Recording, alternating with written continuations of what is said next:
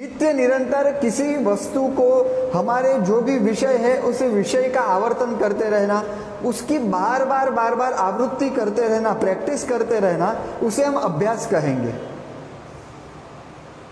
साधक भी अभ्यास करते हैं, है ना। वो नित्य अपने मन को साफ करते रहते हैं। जिस तरह से घर की स्त्री घर को साफ करते रहती है, उसी तरह से साधक जो है वो साधक अपने मन को, अपनी बुद्धि को हर रोज सत्संग के माध्यम से साफ करते रहता है। मन बुद्धि में कचरा जम जाता है, कचरा आ जाता है, तो उसे साफ करते रहता है। ध्यान करता है, ध्यान का अभ्यास करता है, नाम स्मरण सेवा ये अभ्यास करता है वो। उससे क्या होता है, उसके मन बुद्धि साफ होते रहते और भगवान का आविर्भाव होते रहता है। उस साधक में, हम हर मनुष्यों में दैवी शक्ति है, तो उस दैवी शक्ति को जागृत करने के लिए हमें नित्य अभ्यास करते रहना है। परमात्मा को प्राप्त करने के लिए हमें नित्य अभ्यास करना है। हमारा मन बार बार विचलित होता है, हम चाहे कितना भी दृढ़ संकल्प क्यों ना ले ले, लेकिन एक समय आता है जब हमारा मन कभी ना कभी विचलित होता है। जैसे ही हम ध्यान करने बैठेंगे हमारा मन विचलित हो जाएगा, जैसे ही हम माला जपने बैठेंगे हमारा मन विचलित हो जाएगा, हम कुछ ना कुछ भगवत कार्य करने बैठेंगे तो हमारा मन विचलित होगा और होगा ही।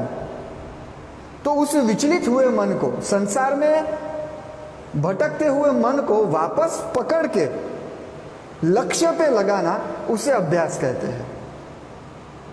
और ये काम एक बार में नहीं होता कभी भी। मन को परमात्मा में नित्य लगाने के लिए हमें अभ्यास करना पड़ता है, प्रैक्टिस करनी पड़ती है।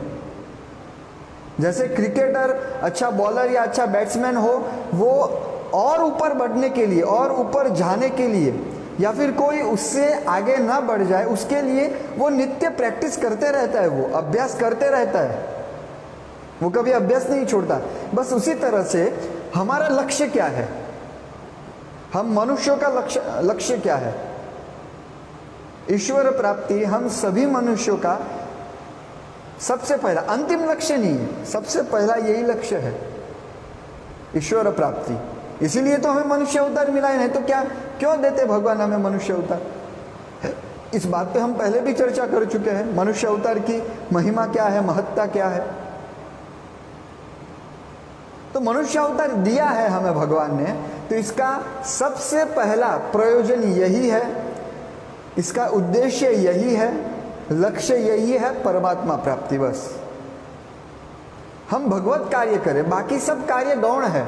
यहाँ पर इसके पहले के श्लोक में भी वही है, तस्मात् सर्वेषु कालेषु माम अनुस्मर युद्ध च। पहले भगवान कहते हैं मेरा स्मरण कर, बाद में युद्ध कर। युद्ध करना मतलब अपने कर्तव्यों का पालन करना। तो सबसे पहले मुख्य बात क्या है, भगवान का नाम स्मरण करना। नाम स्मरण करो, बाद में अपने कार्य में लगो। इसलिए तो हम सुबह जब प्रातः उठते हैं तब उठ के कराग्रे वसते लक्ष्मी करमूले सरस्वती करके हम अपने दिन की शुरुआत करते। बाद में हम अपने जो भी कार्य है, हम ब्रश करते, स्नान करते, जो भी हमारा कार्य है वो बाद में करते। पहले भगवान का नाम लेते, हम पहले भगवान को याद करते, हम अपने इष्ट को याद करते हैं। उसके बाद हम धरती पे पैर रखते हैं, उसके बाद हमारे दिन के कार्य होते हैं। भोजन करने से पहले भी हम ब्रह्मार्पणम ब्रह्म हविर करते हैं। यज्ञशिष्ट हम भगवान को सबसे पहले समर्पित करते हैं। सहना भवतु करके हम भगवान को वो भोग लगाते हैं। तो पहले भगवान का नाम, उसके बाद खाने की क्रिया करना, उसके बाद हमारा काम। यही तो नियम है, तस्मात् सर्वेषु कालेषु माम अनुस्मर। पहले भगवान का नाम, बाद में जो हमारे सांसारिक काम है वो बाद में। मुख्य भगवान का नाम है और बाकी कर्तव्य गौण है। हाँ, करने हैं, गौण है, उसका मतलब ये नहीं कि उसको छोड़ दे हम। नाम स्मरण की तुलना में गौण है।